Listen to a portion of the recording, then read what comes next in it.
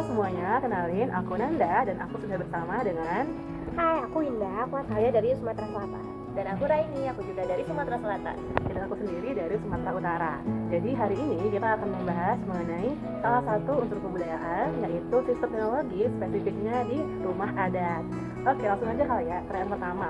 Apa sih rumah adat yang ada di daerah kalian? Oke, mungkin kalau kita dari Sumatera Selatan itu rumah adatnya ada rumah adat Limas.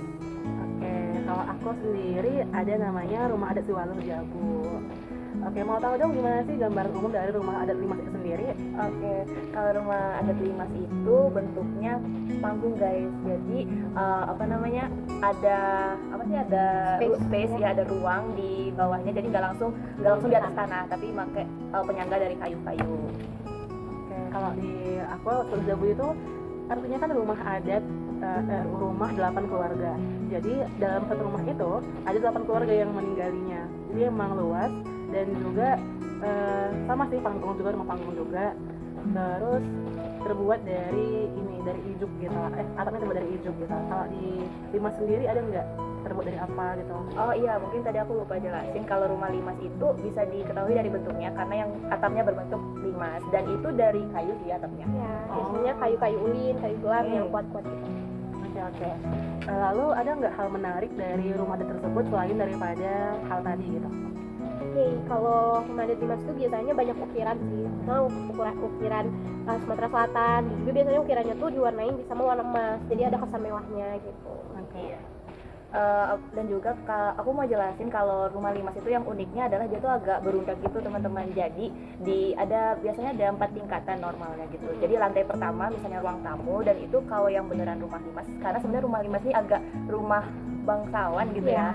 Nggak semua orang atau zaman dulu tuh bisa punya rumah limas. Tapi umumnya rumah limas itu bentuk dari rumah panggung yang pasti masyarakat Palembang itu juga punya rumah panggung, cuma nggak sebentuk dan semewah rumah limas. Dan jadi balik lagi tadi keunikannya adalah di tiap lantainya tuh berbeda. Jadi untuk sebagai simbolisasi kayak kedudukan di keluarga. Misalnya ada yang bagian mungkin yang memang bekerja di dalam keluarga itu, misalnya pembantunya itu bakal ditempati di lantai pertama karena itu juga dekat dengan ruang tamu. Tapi kayak ada tangga kecil kayak dua atau 3 anak tangga itu ke ruang keluarga misalnya. Terus nanti 2-3 anak tangga lagi ke yang lebih dituakan gitu. Jadi ada tingkat-tingkatan lantainya.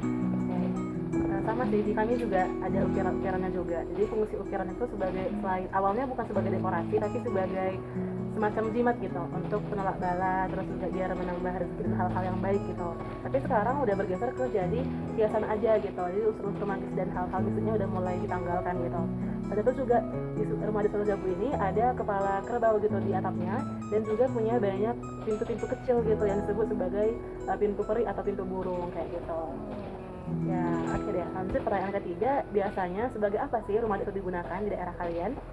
Oke, kalau rumah limas di Sumsel itu biasanya nggak dipakai untuk kehidupan sehari-hari sih. Kalau misalkan untuk paket biasa, biasanya kalau dipakai oleh rakyat bangsawan tuh biasanya untuk acara pernikahan atau acara-acara adat gitu. Jadi nggak full benar-benar digunain sebagai teknologi ataupun rumah kehidupan sehari-hari gitu.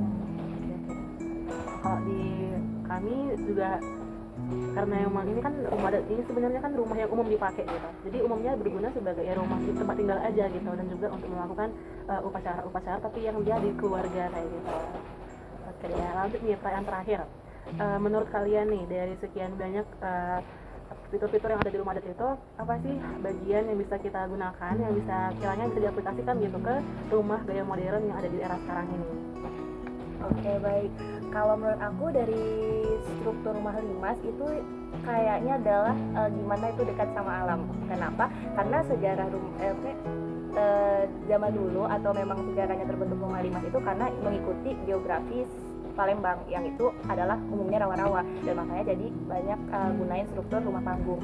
Dan aku sempat baca juga bahwa ternyata jarang memakai kayak paku atau besi untuk merekatkan si kayunya. Jadi lebih kayak pakai pasak, dan itu bisa dibongkar. Jadi menurut aku kan kalau rumah modern tuh biasanya kalau ada rawa justru ditimbun. Nah, tapi mengatasinya kalau dengan konsep rumah limas adalah ya membangun tiangnya itu dan baru bangun rumahnya. Jadi nggak merusak tatanan alam. Oke, menarik. Itu aja kali ya untuk wawancara kita hari ini. Terima kasih banyak untuk Bunda dan juga Raini yang udah mau diwawancarai mengenai rumah adat yang ada di Sumsel. Oke, terima kasih.